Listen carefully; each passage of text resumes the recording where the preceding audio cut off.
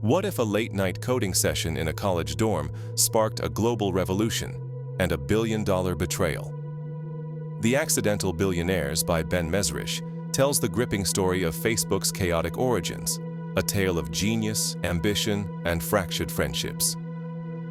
Let's dive into this dramatic journey of how a social network changed the world.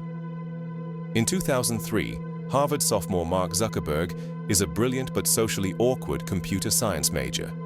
The Accidental Billionaires, written by Ben Mezrich, unfolds like a thriller, chronicling the messy birth of what would become a tech giant. Mezrich, known for his narrative nonfiction, reconstructs events through interviews, primarily with Eduardo Saverin, Mark's friend and early collaborator, and other sources, blending fact with a cinematic flair. The book captures the high-stakes drama of young innovators caught in a whirlwind of opportunity and conflict. The story begins with Mark reeling from a breakup, creating a website called FaceMash to rank Harvard students' attractiveness. It's a hit, but lands him in trouble for hacking dorm photos. This stunt catches the eye of twins Cameron and Tyler Winklevoss, who, with their friend Divya Narendra, hire Mark to build a social networking site called Harvard Connection. Mark agrees, but soon pivots to his own idea: the Facebook, a platform to connect Harvard students online. He enlists Eduardo Saverin, his close friend and a savvy business major, to handle finances, offering him a 30% stake. Mark and Eduardo's partnership is electric at first. Eduardo funds servers, and Mark codes relentlessly, launching the Facebook in February 2004. It spreads like wildfire across Harvard, then other Ivy League schools. Mezrich paints Mark as a visionary, driven by a desire to connect people, but also as aloof and calculating. Eduardo, more grounded, sees the site's commercial potential. Their dynamic, Mark's tech genius paired with Eduardo's business sense, fuels early success, but cracks soon emerge. As the Facebook grows, Mark moves to Silicon Valley, drawn by the tech scene's energy. There, he meets Sean Parker, the charismatic co-founder of Napster, who becomes a mentor. Sean pushes Mark to think bigger, urging him to drop the "the" and rebrand as Facebook.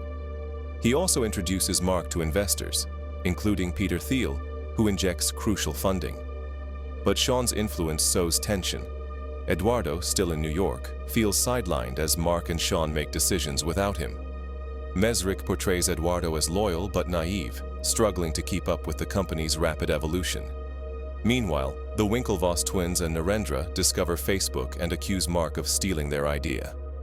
They claim he stole on Harvard Connection while using their concepts to build his own site.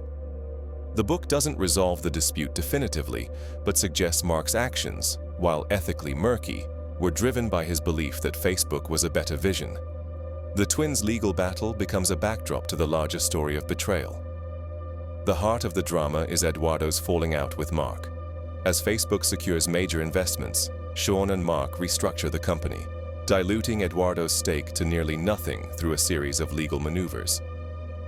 Eduardo, blindsided, feels betrayed by his friend. Mezrich frames this as a clash of personalities and priorities. Mark's ruthless focus on growth versus Eduardo's trust in their partnership. Eduardo sues, and the lawsuit, like the Winklevosses, exposes the messy human cost of Facebook's rise. The Accidental Billionaires is less about technical details and more about the emotional and ethical stakes. Mezrich explores themes of ambition, loyalty, and the price of success. Mark emerges as a complex figure, brilliant but detached, prioritizing his vision over relationships. Eduardo's story is one of loss, a cautionary tale of trust misplaced. The book, adapted into the film The Social Network, doesn't claim absolute accuracy, but captures the era's entrepreneurial frenzy and the personal toll of building an empire. By 2005, Facebook is a phenomenon, but its founders are embroiled in lawsuits and fractured friendships. Mezrich leaves us reflecting on what it means to win at such a cost. So, let me ask you, if you were in Mark or Eduardo's shoes, faced with choices between loyalty and ambition, what would you have done differently to shape Facebook's story?